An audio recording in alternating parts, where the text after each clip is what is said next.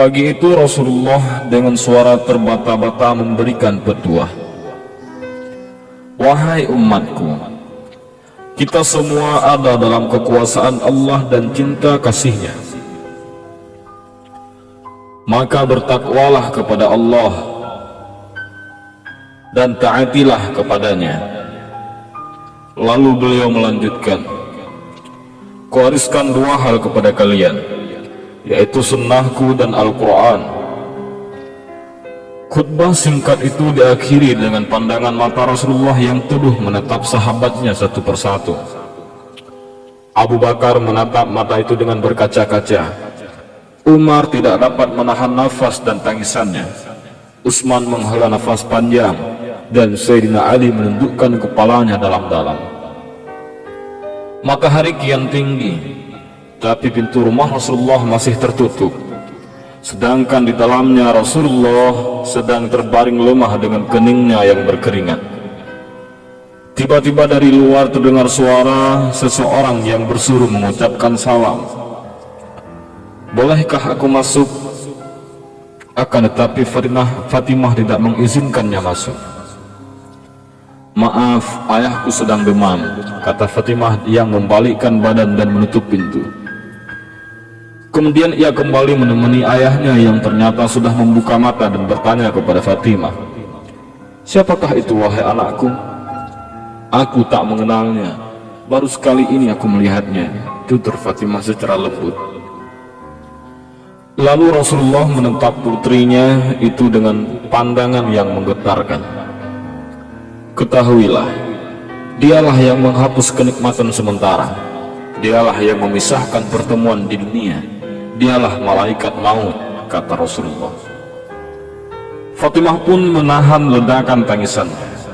Malaikat maut datang menghampiri. Rasulullah menanyakan mengapa Jibril tidak ikut menyertainya. Kemudian dipanggillah Jibril yang sebelumnya sudah bersiap di atas langit menyambut ruh kekasih Allah dan penghulu dunia ini. Jibril, jelaskan apa hakku nanti di hadapan Allah, tanya Rasulullah dengan suara yang amat lemah.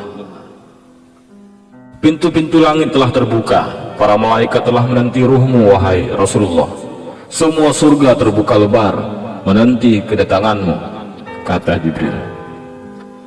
Ternyata itu tidak membuat Rasulullah merasa lega. Matanya masih penuh dengan kecemasan. Tidak senangkah engkau mendengar kabar ini ya Rasulullah? Tanya Jibril lagi. Kabarkan kepadaku bagaimana nasib umatku kelak, tanya Rasulullah. Jibril kemudian menjawab, Allah telah berfirman kepadaku, kuharamkan surga bagi siapapun kecuali umat Muhammad telah berada di dalamnya. Detik-detik itu pun semakin dekat. Saatnya Israel melakukan tugasnya. Perlahan ruh Rasulullah ditarik. Nampak seluruh tubuh Rasulullah bersimpah peluh.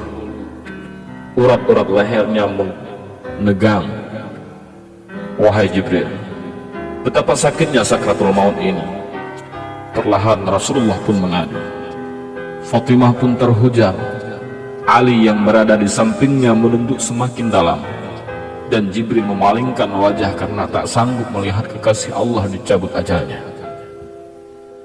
Karena sakit yang tak tertahankan lagi, Rasulullah pun mengadu, ya Allah, dahsyat sekali maut ini.